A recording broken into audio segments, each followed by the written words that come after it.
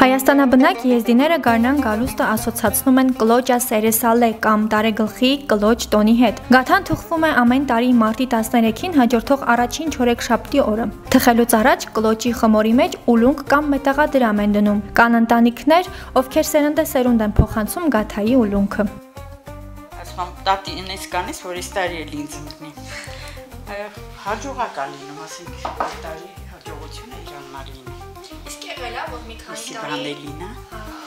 տարի ինչ-որ կոնկրետ մարդու Հա, ռոլա Էրիկիները գնում մի քանի տարի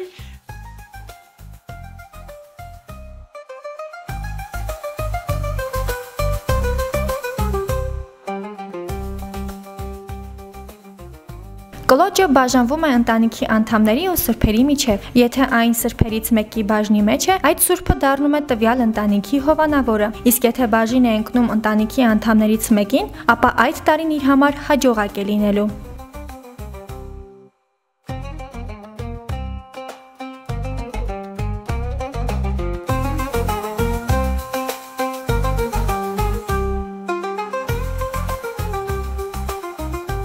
Ափնեցի Սուրիկ Մամոյանը պատմում է իր տատի Զոզանի մասին, ով իր 6 երեխաների հետ Հայաստանի տարբեր տարածաշրջաններում ապրելուց հետո ի վերջո հաստատվել է հայաբնակ Ափնայում, ձեռք բերելով հարգանք բոլորի կողմից ու ստանալով այդ ժամանակների համար շատ պատասխանատու պանիր մշակողի աշխատանքը։ Ափնայում Զոզան տատը առաջին ու վերջին եզդիկինն էր ավանդական տարազով, ով պահպանում էր եզդիական նիստուկացը չմոռանալով կլոճ թխել, խեր տալ մահացածների համար, երեխաներին փոխանցել մայրենի լեզվի իմացությունը չնայած այն փաստին, որ միայնակ շատ բարդ է եղել մեծացնել 6 երեխայի։ Տատս մի հատ յուրահատուկ էր, չգիտեմ, դեռ սազավորություն, շատ մաքրած էր, իհարկե մաքրած էր։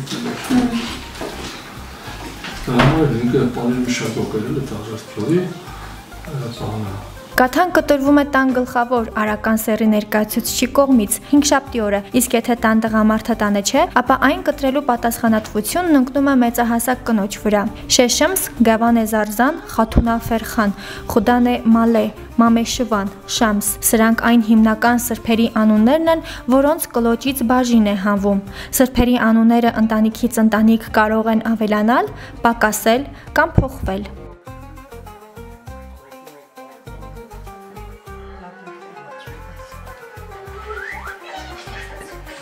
Զազվակյաջեն, Գավանե Զարզան, Հարախոդի, Ուսակ, Պետոտ, արդեն մեր բաժինը, ես իմ բաժինը, ես Զոյայի մեծից փոքրը։ բաժին եմ գավանցել։ Էլ ինչ էլ